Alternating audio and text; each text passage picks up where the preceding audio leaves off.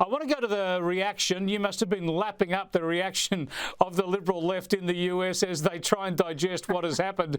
Have a look at this on CNN talking about the reaction in the bureaucracy. We are in a new dystopian hellscape. That is from a federal employee via text message last night, and that is the mindset of many of the 2 million federal workers anticipating Donald Trump's return to office. A dystopian hellscape, Kristin. In other words, the end of big government, perhaps?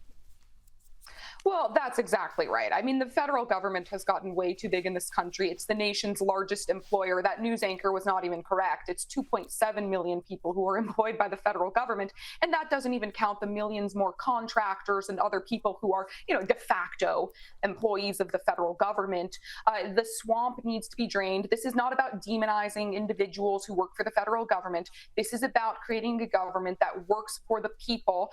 Elon Musk is going to be in charge of downsizing the swamp in the federal government.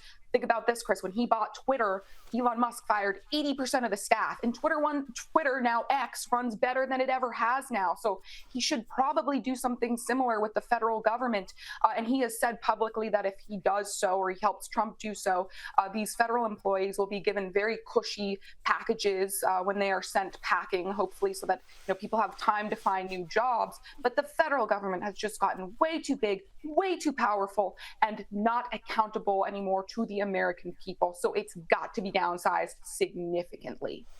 Well, it's a reminder that good satire usually tells us uncomfortable truths. I want to revisit this bit of satire from last week that shows us the Democrats weren't really trying to defend democracy. They were trying to defend bureaucracy. If the Democrats fail, it might be the end of American bureaucracy. Our bureaucracy really is in fundamental peril. The foundations of American bureaucracy under attack. They want to destroy our bureaucracy. We are a bureaucracy in danger. We're watching an election where people are on the ballot openly advocating the end of bureaucracy.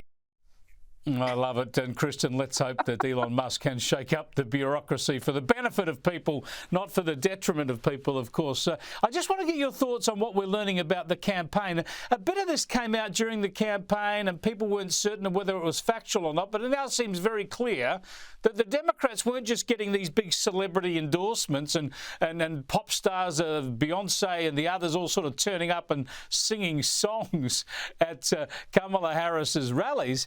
These people were getting paid for the privilege, big dollars. That's exactly right.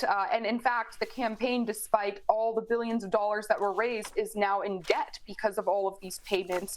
And I don't even suspect that these celebrity endorsements did anything to help Kamala Harris. Chris, I mean, the vast majority of Americans, they look at people like Taylor Swift and Beyonce, and they see completely out of touch, self-obsessed, rich celebrities. And when these rich celebrities lecture to us and wave their fingers in our face and tell us that we're bad, racists, xenophobes, that turns a lot of voters off, actually. It doesn't really help Kamala Harris. So that was a big waste of money, spending all those tens of millions of dollars on these horrible people, these celebrities who just love to lecture the rest of us average Americans.